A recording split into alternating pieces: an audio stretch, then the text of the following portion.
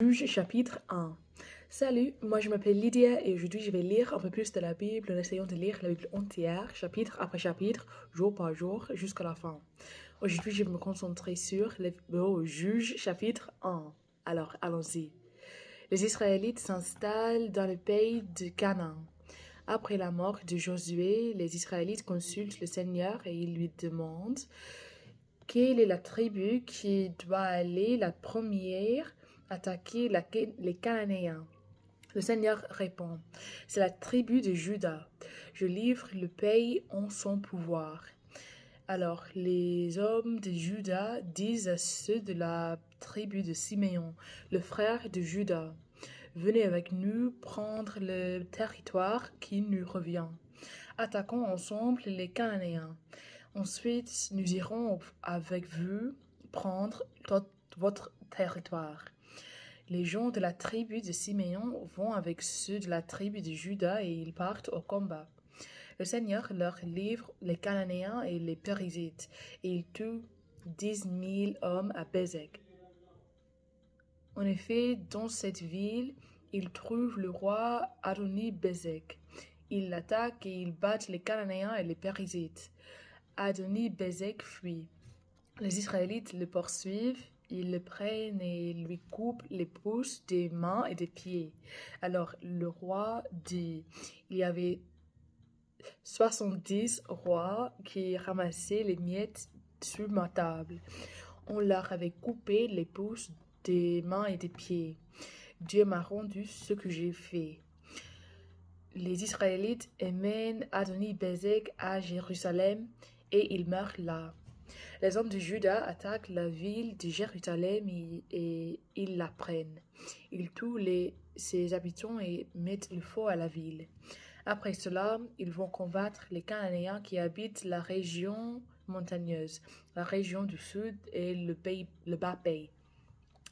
Ils attaquent les habitants de la ville d'Hébron qui s'appelait avant Kiryat Arba. Ils battent les clans de Tchatchaï, d'Aïman et Talmaï.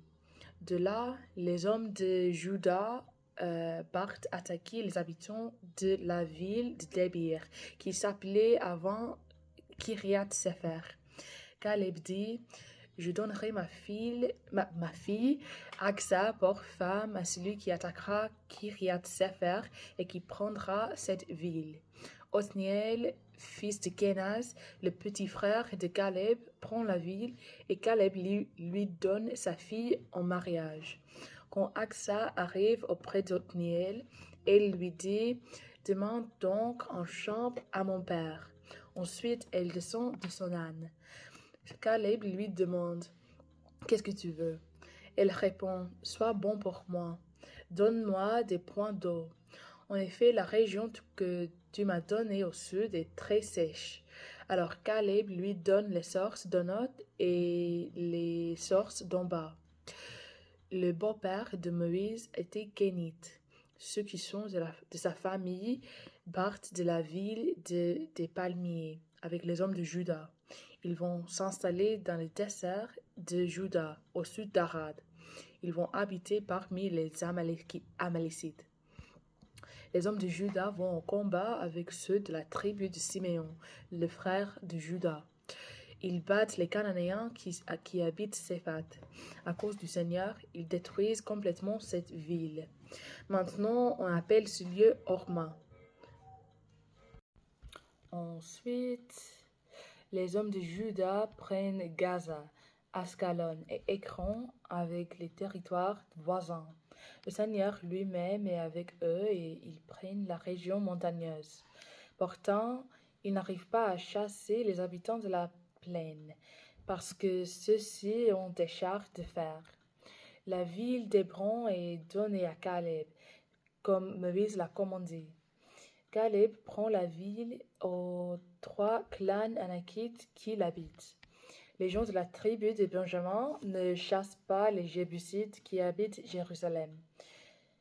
Aujourd'hui encore, ceux-ci habitent dans cette ville avec les Benjaminites. Les gens de la famille de Joseph vont attaquer Bethel, et le Seigneur est avec eux. Il envoie des hommes explorer la ville qui s'appelait autrefois Luz. Les envoyés voient un homme sortir de la ville. Ils lui disent, montre-nous comment nous pouvons entrer dans la ville, et nous serons bons pour toi. L'homme leur montre comment entrer dans la ville. Alors les gens de Joseph font mourir tous les habitants, mais ils laissent partir cet homme avec tout son clan. Il part au pays des Hittites. Là, il construit une ville qui appelle Luz. Elle a encore ce nom-là aujourd'hui. Les gens de Manassé, de la famille de Joseph, ne chassent pas les habitants de Beth-Shean, de Tanak, de Dor, d'Ibléam et de Megiddo, ni ni ceux des lieux voisins. Les Cananéens continuent à vivre dans cette région.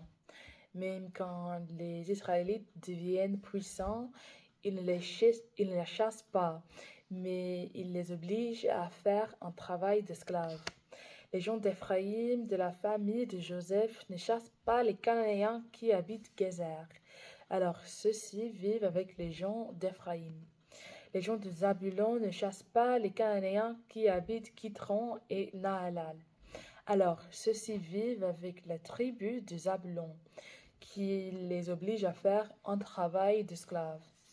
Les gens d'Asser ne chassent pas les habitants d'Akko et de Sidon, d'Alab, d'Akzib et d'Elba, d'Afik et de Rehob. Alors ils vivent avec les Cananéens du pays, car ils ne les chassent pas. Les gens de Nephtali ne chassent pas les habitants de Beth-Shemesh et de Beth-Anat.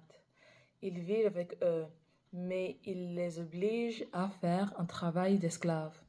Les Amorites repoussent les gens de la tribu de Dan dans les montagnes. Ils ne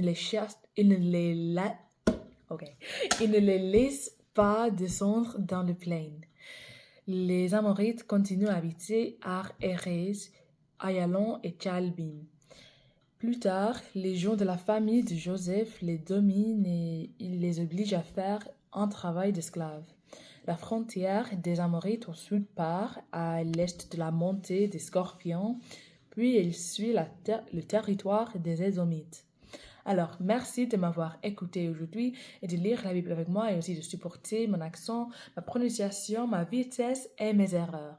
De toute façon, que Dieu vous bénisse beaucoup aujourd'hui et demain et j'espère vous voir demain. Aussi, si vous voulez regarder ces vidéos en bon ordre, il y a des playlists sur ma chaîne YouTube qui est liée dans ma bio TikTok. Il y a des playlists qui sont dédiées à chaque livre biblique que j'ai lu depuis le livre de Jacques jusqu'au